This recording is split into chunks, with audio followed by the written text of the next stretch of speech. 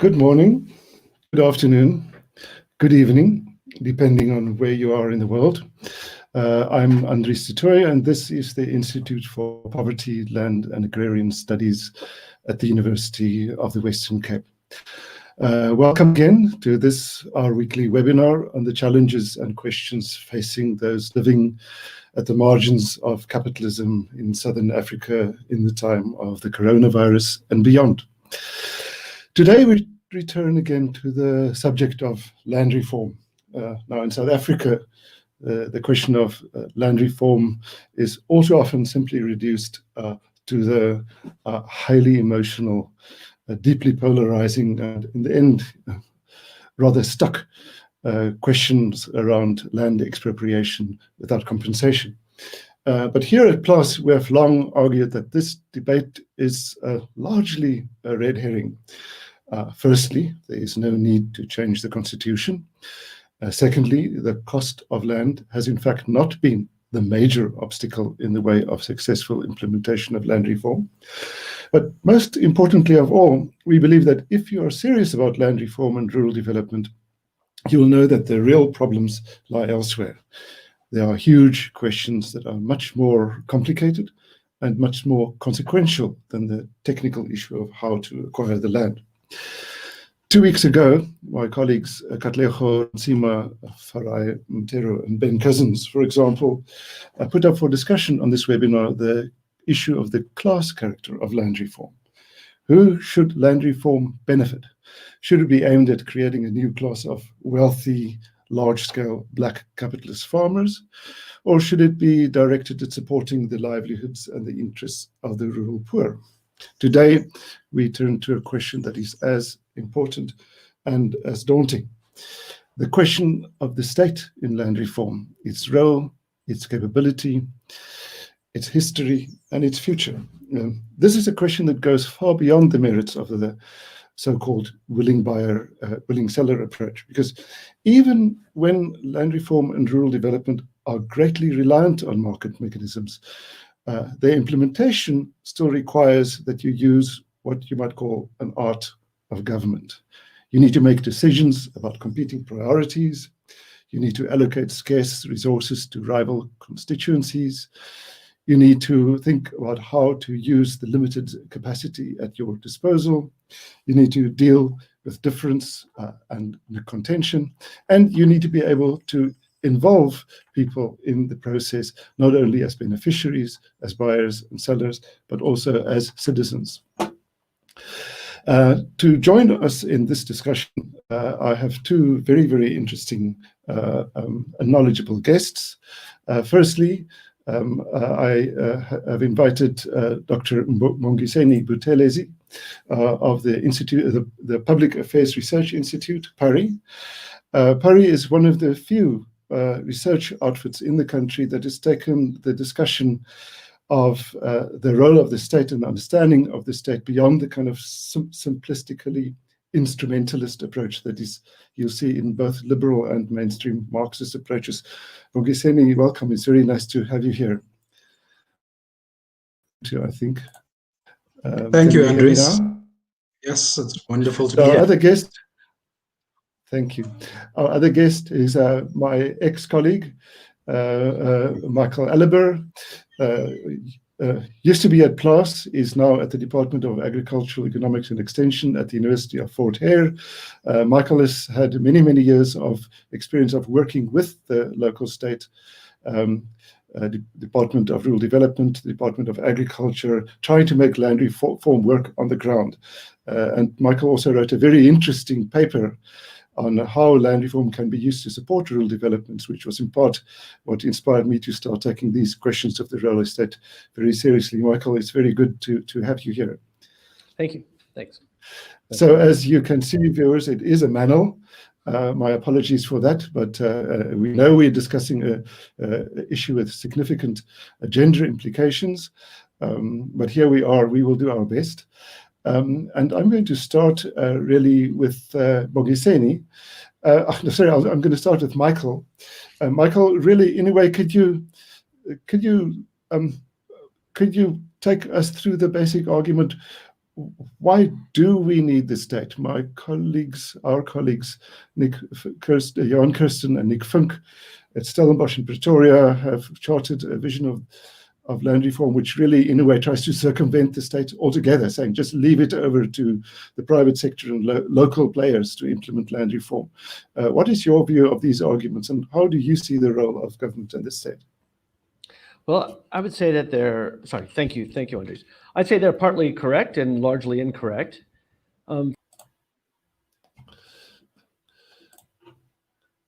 In South African parlance, we're even more specifically talking about land redistribution. So I think to just put it very straightforward, we don't need the state for land reform in its entirety, but we do need the state fundamentally for pro-poor land reform. Having said that, and I don't want to spend any real time on this, but even if you're trying to create opportunities for large-scale Black commercial farmers, there's still I think, a role for the state to fund, at least partially fund. Anyway, coming back to pro-poor land reform. So why do you need the state? And here, funding of land acquisition is a given. So I don't even want to explain why that's a necessity. So assuming that the funding is available to support acquisition of land for poor people, why is there a role of the state to actually implement? And I think the answer is elite capture. But when I say that, I don't mean because in the absence of a dedicated state looking after the interests of the poor, that there's going to be lots of corruption and so forth. I mean, that may be part of the issue, but it's really more than that. The reality is that when we create a program like land redistribution,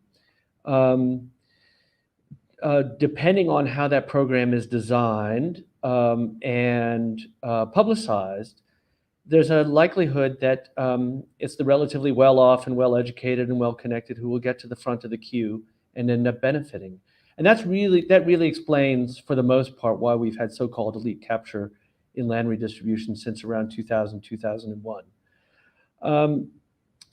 So there is a bias towards better off people. And not to go into too much detail, but redistribution is fundamentally a demand-led process, notwithstanding the more recent era where we call it proactive land acquisition strategy. In fact, that also, if you look into it, is mostly demand-led.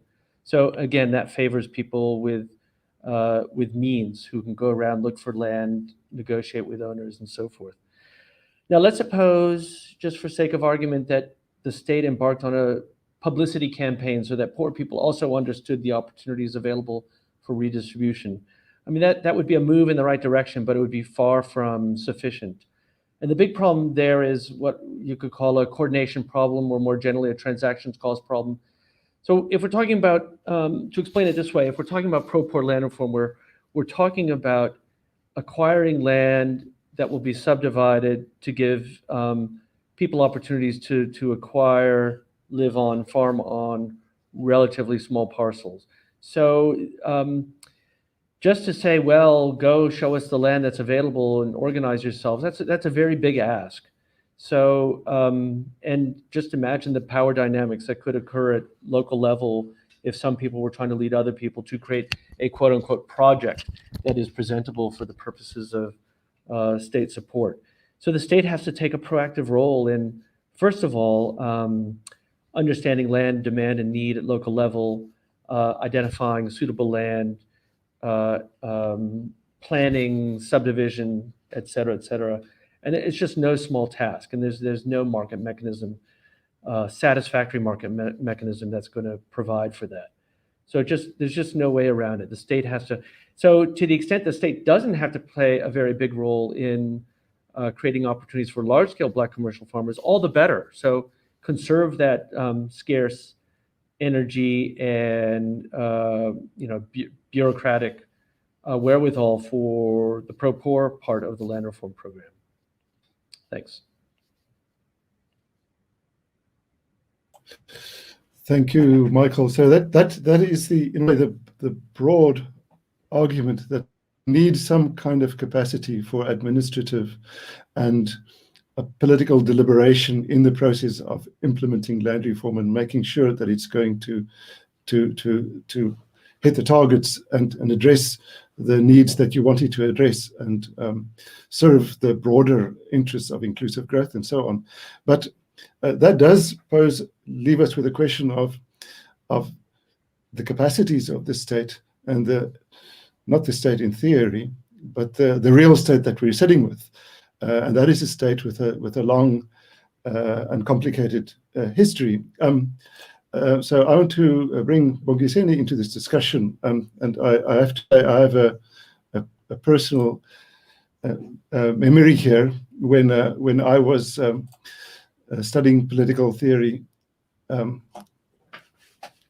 the University of Stellenbosch. The department right next to us was the University of Stellenbosch Department of Rural Development. This was in the 1980s when rural development was actually a synonym for apartheid. And what rural development involved in those days was working with homeland governments and working with traditional leaders in the spatially segmented implementation of the visions of, well, firstly, Dr. Verwoerd, but way before that, Lugard and his vision of indirect rule. So there's a huge institutional legacy of rural development being part of these broader forms of governing people as subjects, not as citizens. Have we been able to leave that legacy behind? And what is the way forward to make this the rural state a state that genuinely serves its citizens? Thanks, Andries. I think that's a phenomenal question, and your memory, I think, is particularly apt in this discussion. Because, I mean, if we think of the transition to democracy in 1994, I don't think we can think of what happened in the 1990s and its legacies in the present, actually, without tracing the historical trajectory of what has brought us here. And I think the reason why that is important in my mind is often in discussions in the present, we tend to flatten what happened in the past and think we can deal with its legacies very quickly in 25, 26 odd years since the transition to democracy. But what often happens with long legacies, the legacies of things that happened in the 19th century and beyond, is that they endure and they pull through into the present. So that what we have to deal with in the kind of state we need to try and build for purposes of the present actually is a lot more complicated than it's often made out to be. So in our case, I'm going to just talk briefly about, I mean, my focus is going to be on KwaZulu-Natal, which is the area I've studied the most, thinking about the development of the state historically and thinking in particular about the 1990s and what that has left us with in the present and why the state, as Michael was saying, is important for Propoor land redistribution or land reform. So let's take, just as an example, as a thought experiment, the case of my own family. In the mid 1800s, it was my ancestors lived as an independent grouping in an area near Vryheid in northern KwaZulu-Natal. Fast forward a few years later, by the end of the 1800s, that independence has largely disappeared as a result of the governance, the economic systems, the political system that had persisted in that region for generations, having been overtaken by new systems introduced by the British. I want to also point out that the introduction of these colonial systems of governance are also conducted simultaneously through the passage of laws as a pseudo, one might call it, a juridical process. So the critical laws that get passed in the 19th century and throughout the 20th century that have legacies in the present. I'm thinking here particularly of the 1891 Natal Native Code, which established two parallel systems one system for so-called natives and another system largely for what people were called at the time Europeans. In the 20th century, as this proceeds, there are other issues, other laws that get passed that leave legacies that we're dealing with in the present. But the critical thing, I think, is by the end of the 19th century, at least in what is now KwaZulu-Natal, native affairs is the way of ruling Black people in the region. The Native Affairs Department, which I think has enduring legacies to the present, is the way in which people are ruled. And this is really a combination of, you've got chiefs that are being subjugated progressively over time, that are being given a role in land allocation. But they're also being simultaneously given despotic powers that did not exist in the political system that persisted up to the advent of colonialism. Now, when we trace that forward, we can follow through other laws that get passed, such as the 1913 Native Land Act, which is the law that stands, I think, above others in the discussions that we have in the present because of our own laws in the 1990s that use 1913 as the marker for dispossession of land of Black people.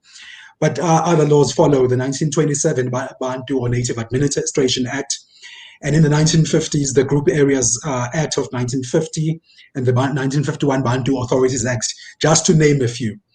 Native affairs as a way of ruling African populations is something that persists, of course, right through the end of apartheid, with the tapering off and reforms being made towards, in the 1980s, etc. What that leaves us with, I think, at the end of apartheid, and that we need to think quite seriously about, is that if you, again, we think back to people who lived independently, who get corralled into tribes in Natal and Zululand progressively through the 19th century.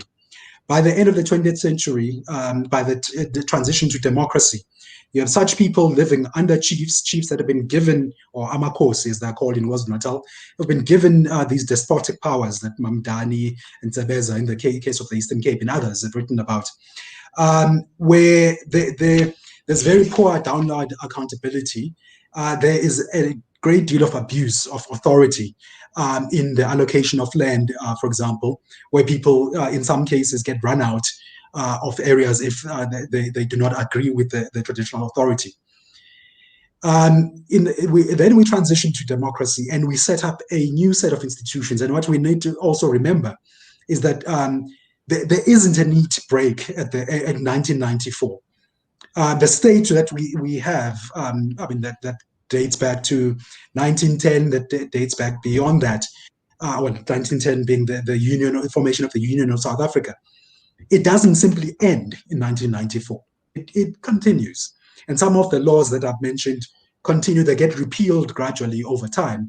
And so that the institutional reform that takes place in the 1990s with those reforms of laws, it also sets up other kinds of institutions. And some of the legacies of those old institutions, I think, pull through into those institutions. So that when we look back now, what we can see is that there's a persistence of some of the ways of doing things, some of the institutional legacies of Native affairs into the present. One of the institutions that get set up, of course, are houses of traditional leaders, a recognition that there were political systems that existed before apartheid, before colonialism, that were significantly damaged, but also changed in other ways over the period of colonialism and apartheid. And so there's the setting up of these institutions. But the question of the accountability of these institutions, the question of how they work, but also the relationship they have to the national state and to the subnational state at provincial level, for example, and at local level where there are local houses of traditional leaders, is something that has never been figured out fully. So we've got houses of traditional leaders. In KwaZulu-Natal, there's also the establishment of another interesting institution, of course, which is the Ingonyama Trust. which takes all the land that had been part of the KwaZulu Bantustan, and it gets to lodge in that institution. So we've got this reform of the state gradually through the 1990s that tries to deal with the legacies of the past, where the powers, functions get reallocated into the Department of Land Affairs. Some of the Native Affairs Department powers get reallocated to other departments of the state, such as agriculture, such as the COGTA, Cooperative Governance and Traditional Affairs. But that creates its own problems, where we're pulling through some of those legacies, and we're still living with some of those legacies to this day. It raises a question for me, and this is the point at which I want to pause. If we think of the Cooperative Affairs and Cooperative Governance and Traditional Affairs Department, I wonder, and I'm beginning some interesting work, and we're doing this at Parry, of thinking about these legacies and whether COGTA, as we've seen it operate in provinces in particular, is the new Native Affairs Department of the post-apartheid era. Let me stop there with that provocation. Thank you, Bogiseni. I think I've always been struck by how odd it is to think that the Department of Rural Development, as we know these days, actually is the direct institutional descendant of Department of Native Affairs that was, and wondering to what extent those legacies of Bantustan government still live with us. I don't know whether any viewers recognize it, but the image that we chose to be the kind of header for this webinar was the new government buildings in Bisho.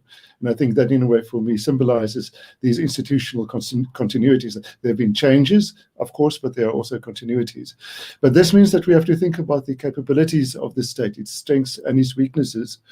And we are currently in a situation where there is enormous cynicism publicly about the capacities and the effectivity of the state. I've been very struck recently watching the enormously negative response across the board to the announcement of South African government's IMF loan. Now, to some extent, that reflects the very negative brand that the IMF has in this country, but it also reflects a very widespread cynicism about state capture, about corruption, about the dysfunctionality of the state.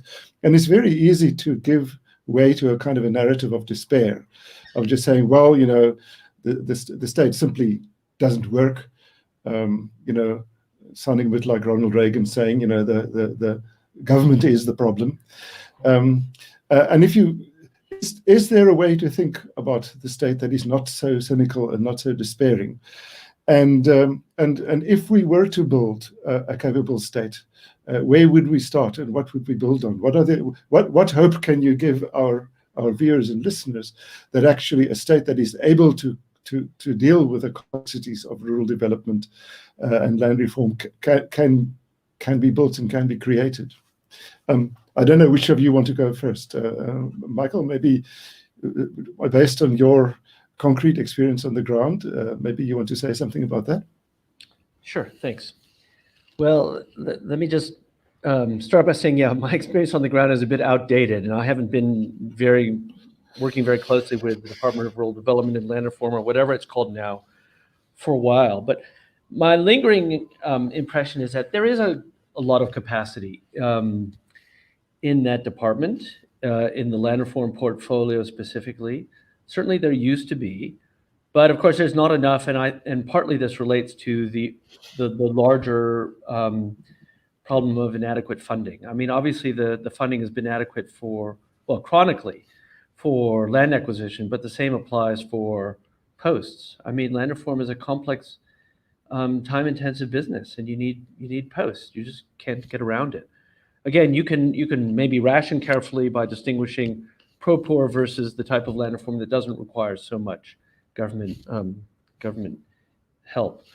I think there is also a vision problem. Let me explain this way. I keep talking about pro-poor land reform. If you look at our policies, they're not anti-poor.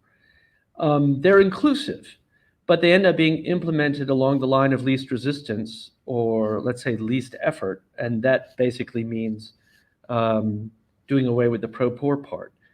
And it's sort of understandable how that happens, because there is a finite amount of people on the ground and energy. But basically, they're given these policies that are a bit all-encompassing, and in the absence of a vision towards the pro-poor emphasis that should be there on land reform, that used to be there on land reform, that certainly is very obvious in the original RDP. They just do what bureaucrats tend to do. They do what they worry about the accountability, spending the budget, and so forth. And that brings me to sort of another point. This isn't specifically about land reform, but what I've observed happens in government in respect of, for example, supporting small-scale farmers. Even though we worry a lot about corruption and so on, I think we're stuck in sort of a vicious cycle where the neurotic worry about corruption has elevated the concept of accountability to such a point that delivery is dumbed down to, how many hectares, how many projects, how many this, how many that. And land reform is beyond that. Effective pro-poor land reform can't be reduced to a bunch of silly targets. It just can't. And if I can draw an example outside of land reform, if we look just because it's a fun example, the Fetsatlala program, whereby government contracts service providers to prepare land and plant maize on behalf of communities in the former homelands mainly. And you look at the sort of what it is that the Portfolio Committee and agriculture members, concern themselves about when it comes to the implementation of Fetsatlala. It's whether the budget is spent and the hectares have been planted. Missing the fact that it's probably the dumbest program ever created on this planet. So, you need to come back to the issue of the vision, and accountability is important, but it's secondary to doing something that's meaningful. And that's it's a very difficult message in today's climate, especially now when fiscal resources are scarce and so forth. But we have to stop doing things that are stupid just because they're easy. Thanks. Thank you, Michael. The paranoia about targets and the concern with whether the state is doing what it set out to do in the most minimal way is obviously understandable, given the huge legacy of dysfunction and corruption and so on that we're dealing with. And Bogiseni, I'd like to bring you in here. Your institute, Parry, has been at the forefront of connecting the dots and making the arguments firstly about state capture and corruption. You've done a lot of the really interesting research about what's going on with the state's procurement system, but you've also looked more broadly at the difficulties of creating proper accountability inside the state and making sure that it can function coherently. What is your vision about what needs to be done, or what can be done to make sure that we have a competent and effective state? Is it just most South Africans will just tell you that it's just give up, the state just eats. What grounds have we for hope that there's actually a possibility of building a more cohesive, coherent, and functional state? I think I agree with Michael's point that the question of vision is a critical one. And being a bureaucrat is not about doing tick box exercises, which is what it's been reduced to. Partly because, and then we've seen this in recent weeks, for example, since the release of the Auditor General's report into local government, there's always howls about how many municipalities have received clean audits, etc. Whereas actually some of the questions we should be asking, we're not asking about vision, about whether that vision is being delivered on. So I think where we need to go back to is this question of the relationship between the political leadership and the bureaucracy, and creating sufficient independence, I think, for the bureaucracy. I mean, I say sufficient independence, and an interface where elected leaders, what they do is, I mean, when we go to to elections, we vote for people based on what they promise. And what they promise is something of a vision. Now, the role of the bureaucracy, once people have been elected, is to help them deliver on that vision. The problem we face in South Africa with the bureaucracy, for the most part, is that there's too much politicization. There's too much political interference in the bureaucracy. We've not created the right buffers. So we howl about corruption when it's actually, it might not even be as extreme as we want to think it is. It's not as endemic as we want to think it is. I mean, some of the recent estimates say we'll probably lose about 10% of our budget every year to corruption. But actually, it's not all corruption. Some of it is, I mean, as we see from the work of the Auditor General, it's that work has been done, money has been spent. It's just the paper trail to account for it is not in the order it should be in. And so the auditors actually cannot track the money. It's not that there's corruption. So maybe corruption is not as extreme as pronounced as we think it is.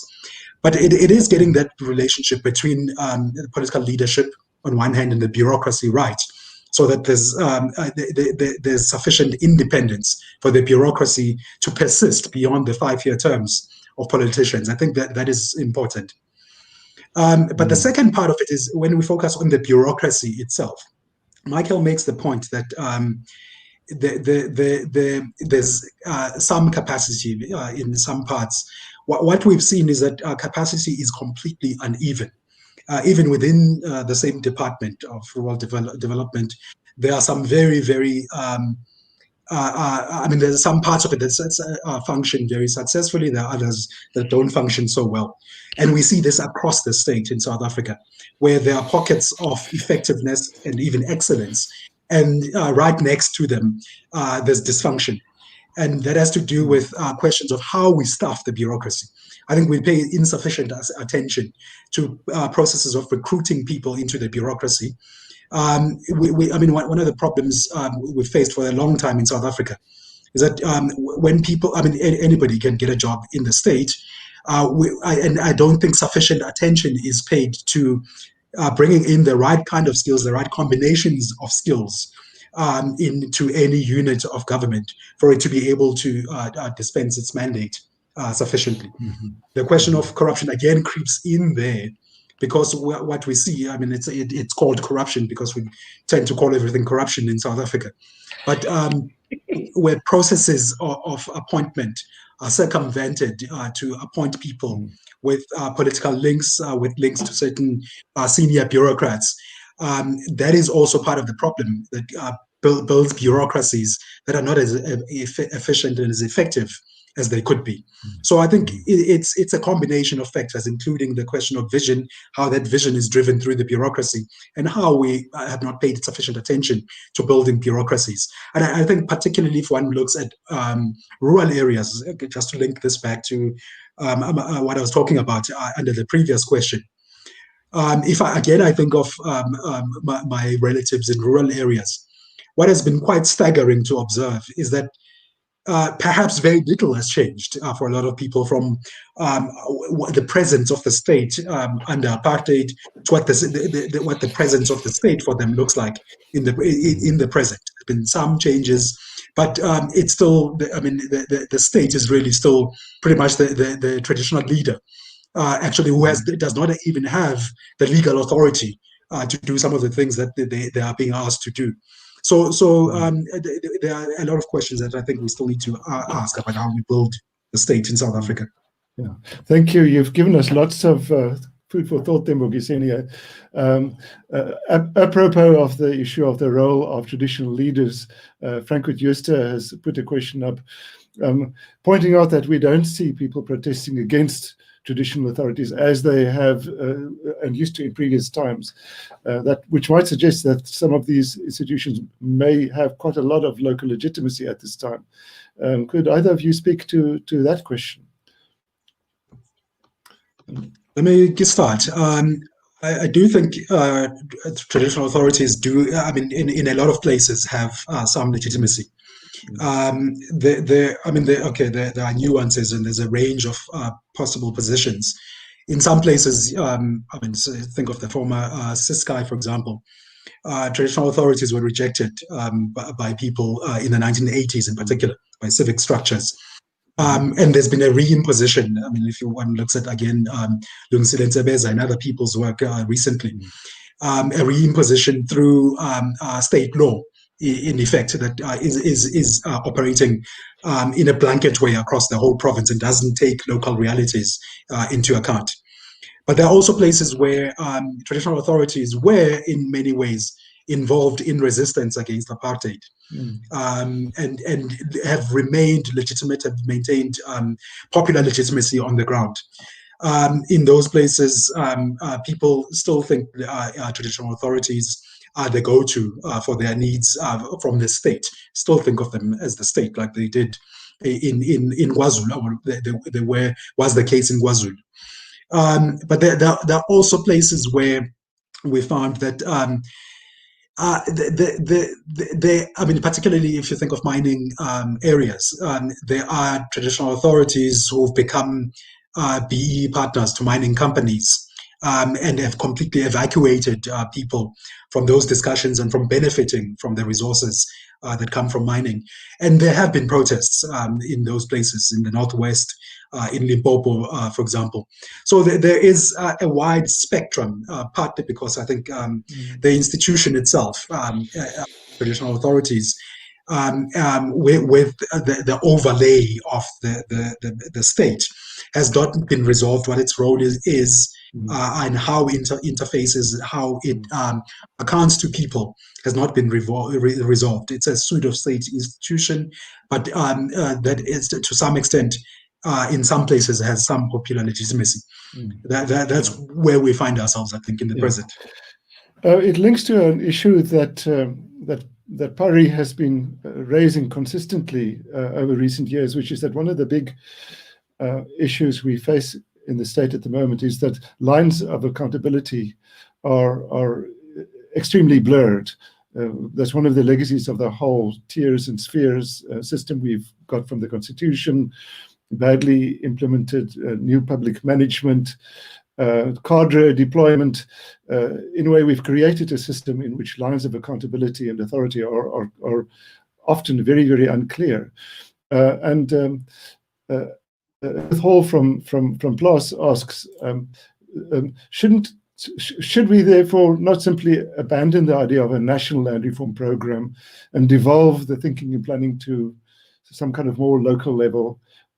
Or is there an alternative? I mean, how do we get from the situation where it's not really clear who has what role, who has which responsibility? Fink and Kirsten have argued, in a way, put local land committees in the driver's seat, but their proposal is formulated in a way that simply gives all the control to big business. What is your view on whether devolution can help us go forward, devolution and decentralization? Michael, do you want to have a chair? Okay. Michael, to go soon, so maybe you should say something. Sure, thanks. I'm wondering if Ruth meant that as a serious proposition. I think it would be disastrous. There's a real possibility it could work in a few places, but my worry, and I suspect people share it, is that it would devolve very quickly into the worst type of land reform, and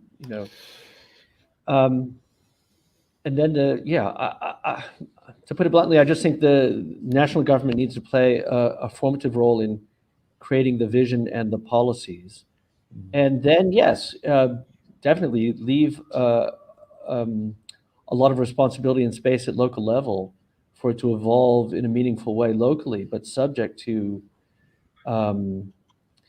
a coherent policy environment and a purposeful vision that has the welfare of poor people at its center.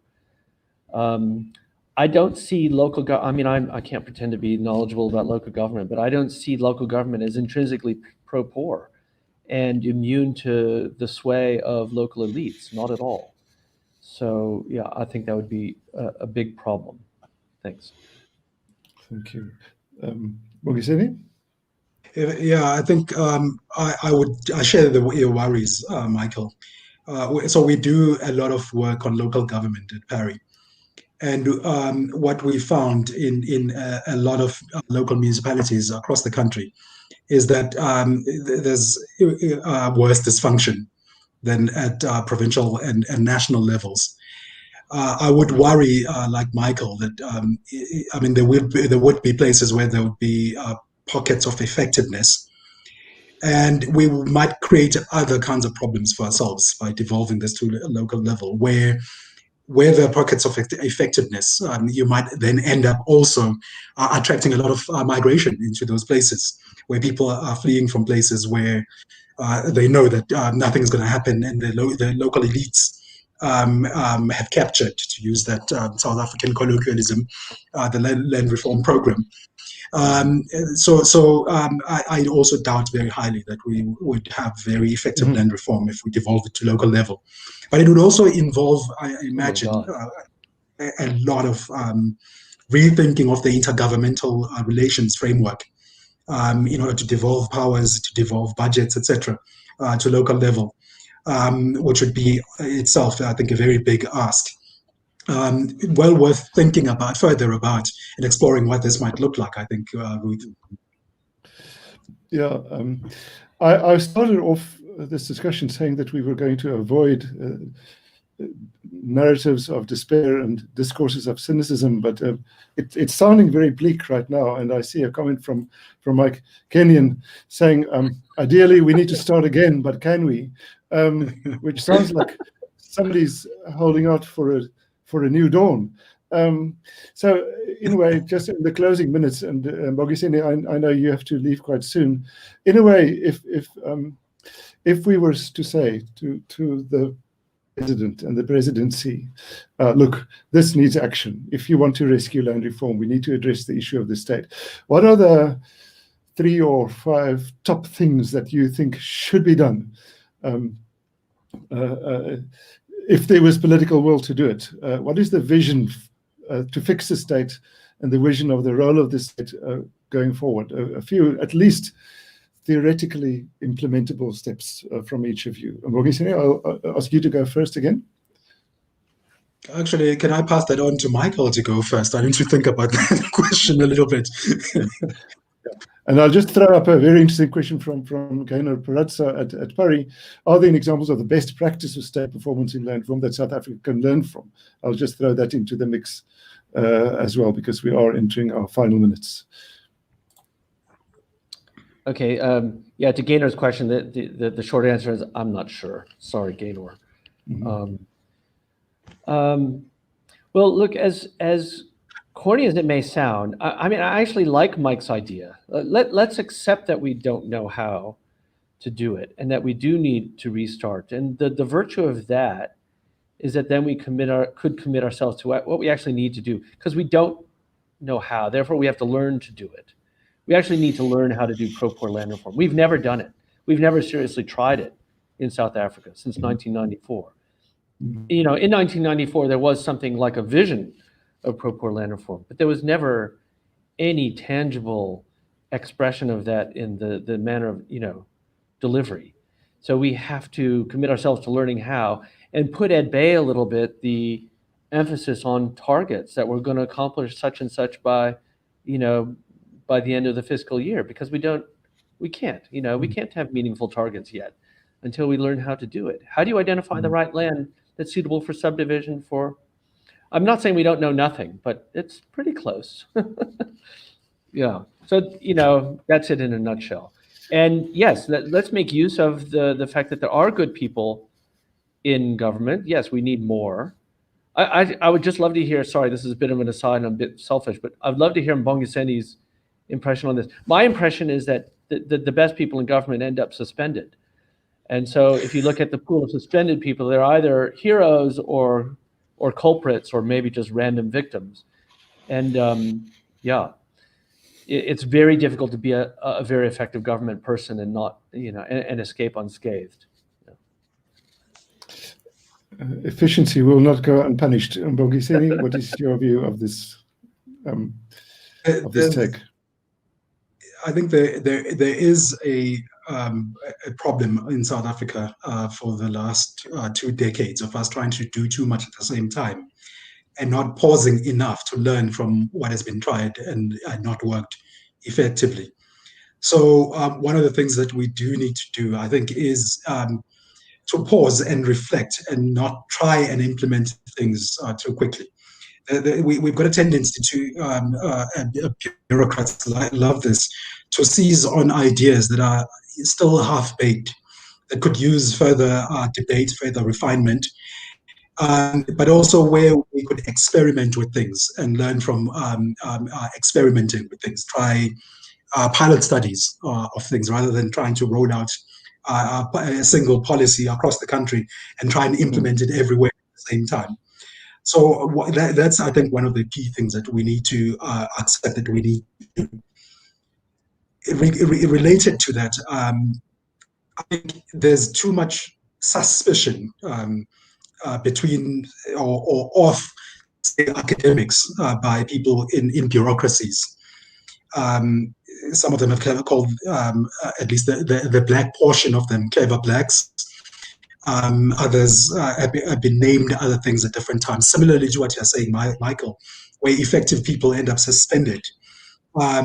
People who are offering ideas, who are saying, let's pause, let's try things, let's learn from what we've tried, end up being shunted aside. And people who are offering things that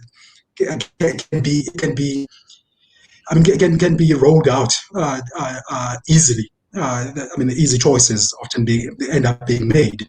And I think that's what we need to learn collectively, between people in academia, people in society more broadly, and people in bureaucracies and politicians.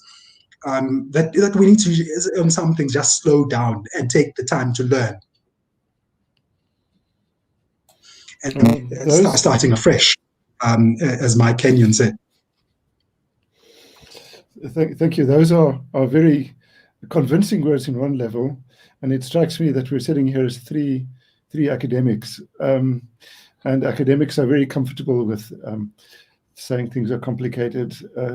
Over the last 20 years, we've also become very comfortable with thinking about land reform policymaking as essentially involving processes of technocratic deliberation.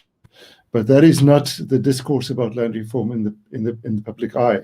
The discourse about land reform is highly contentious, and it's difficult to imagine a situation in which the people of South Africa say, "Okay, we accept that you say we know nothing, that we're going to start from scratch. We're going to learn by doing. That you're not going to say any targets." Yeah. But I mean, we have scarcely any delivery right now to speak of, right? Yeah, but it's going to be very difficult to convince a politician to sell that line to their constituents. A handful of pro-poor pilots would accomplish more in terms of numbers of people affected by land reform than the current program. Sorry, I'm interrupting. Yeah. You can mute me. No, another interesting comment from Ruth Hall, pointing out that there are experiences and practical initiatives aimed at learning by doing, multi-stakeholder platforms on land reform, which brings together various people, but the voices of the actual landless and the beneficiaries of those who want land are absent. So maybe there can be gains made by working with those institutions and making them more inclusive and more democratic.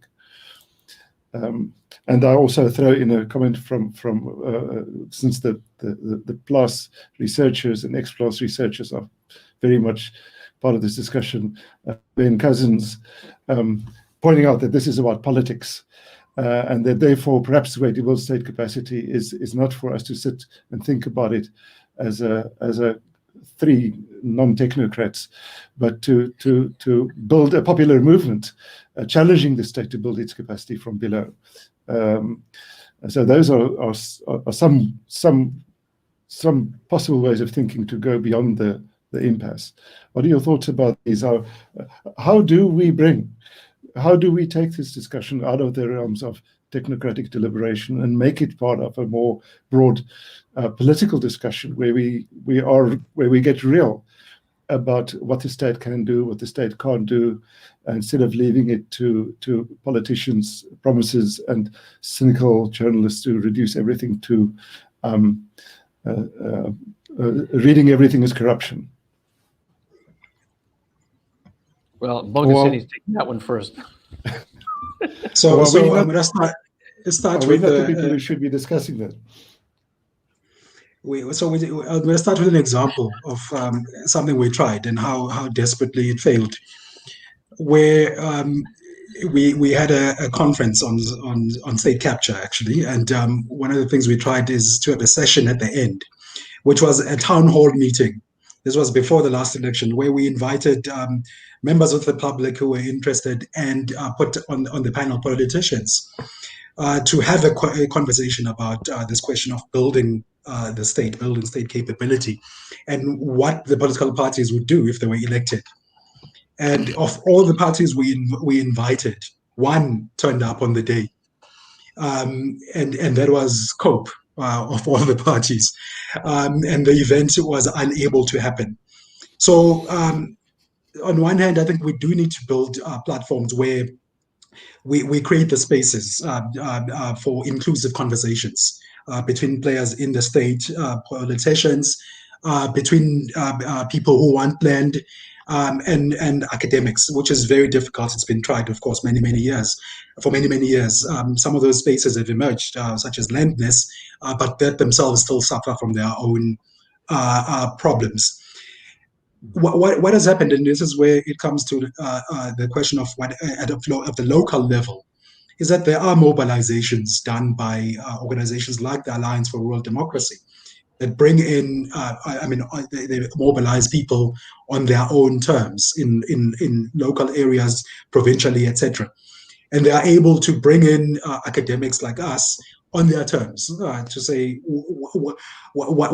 how can you help us? How can you amplify our voices? Help us amplify our voices on one hand, but also help bring politicians and bureaucrats into the conversation. And I think we need more of those. It's hard work, and I know it's exhausting for the activists who are involved in this kind of work, but I think that's the kind of bottom-up approach that can take us forward in the way that Ben you're talking about. Michael, do you have anything to add? No, you've had a moment to ponder. How do we bring people in as citizens? How do we create a public conversation about the role of the state that goes beyond these rather simplistic oppositions that we're struggling with? Sorry, maybe I don't understand the question, or maybe I don't think what you're asking now is the gist of Ben's suggestion, which is that there be popular pressure at local level to get things done and learn quickly how to implement land reform, as opposed to first, have a more representative consultation at national level. I have to say I like the idea of what I think Ben is suggesting, but thinking about where I live in Eastern Cape, it's not easy to envisage. It's not easy to envisage it necessarily having better outcomes than what we're seeing now. So I just think government has to humble itself to have a real conversation with people at local level, not necessarily respond to pressure and make promises and rash judgments, which, it kind of describes why we have a dysfunctional agricultural support system at the moment, because it's all about promises and lies. Sorry. This perceived pressure and using the fiscus to respond to it. It ends up accomplishing very little. So, sorry, I need to think it through a lot more carefully, but that's as far as I am right now. I do think that a seminar where the panelists are left without answers is a successful one, because it means that we are starting to push to the boundaries of where we've been thinking. And I'll just want to throw up another slightly mischievous comment from my colleague Ben Cousins, who asked, who what do you mean we? And in fact, I do want to share that this is an issue that we hope we can address on this webinar in a couple of weeks. We need to have a conversation about what do we mean we when we talk about the we of land reform and the we of rural development. Sure. We tend to lump together activists, intellectuals, academics, and so on, as if we all have the same interest in the same institutional position. And actually, there are many differences between us. But there's also a very interesting concrete proposal from Gaynor Paradza, who asks whether the Presidential Advisory Panel on Land Reform could provide an effective platform for moving conversations from academia to more inclusive and accessible platforms. This was a panel that was called in response to the very heated debate on expropriation without land compensation. It, at least theoretically, has significant levels of political buy-in. There was a significant amount of public consultation representation. Is that perhaps a sort of a ledge or a foothold on which the beginnings of a more constructive conversation can be based? What do you think? Can I just go first, Ben, briefly, because I'm afraid I do have to run. It offers possibilities. I think the report itself is very good in terms of diagnosing what the problems are and naming them. I think quite accurately and without pussyfooting around what they are. So if I mean, and again, the question of political will comes in here. And whether there's the space to do it currently in the current pandemic, which is going to be with us for a while, is an open question. But I think it offers a very good start that we need to follow through on.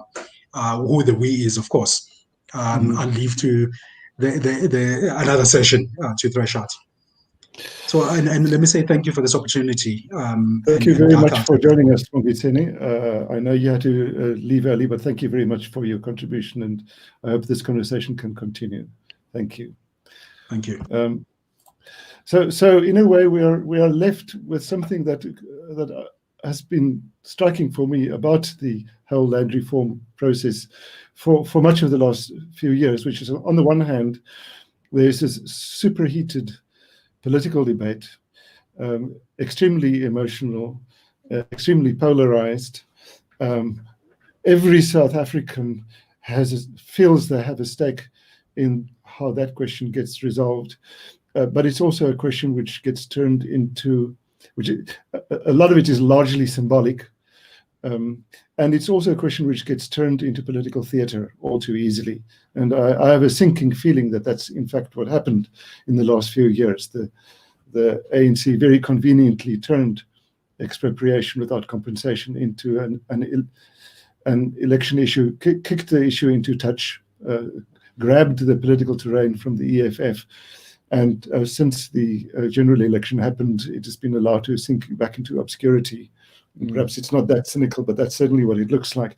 But meanwhile, on the ground, the real rural development and land reform is still a burning question. It affects not every South African. It's not nearly so emotional or so incendiary, but it's about how to create opportunities, livelihoods on the ground for poor South Africans. And that's where, in a way, the technical questions get really important and difficult to resolve. And in a way, one of the things that I find so interesting and difficult about the debate is that these two different discursive worlds continue to talk past each other. One of the things that I think we hope to do here in PLAS is to make the connections between these different worlds and to start to bring some of the more concrete realities of the land reform question into the debate. Michael, do you have any last words from your side? No, I don't. Thanks. We end this discussion perplexed and bemused, but hopefully it'll be possible for us to go on. Next week, we return to your screens with a return to questions that come from us from the time of the coronavirus. We will have a session on the lives of women working in the informal food economy affected by COVID-19. So much less theoretical, much more concrete and practical. And hopefully the week after that, we will have that discussion about what do you mean we, between academics, activists, actual beneficiaries from land reform, and so on. But thank you very much, Michael, for joining us. Thank you, listeners, for participating and viewing. It's been a very interesting discussion. I hope you learned a lot from it. Thank you. Till next week, be well and stay safe. Thank you. Bye-bye.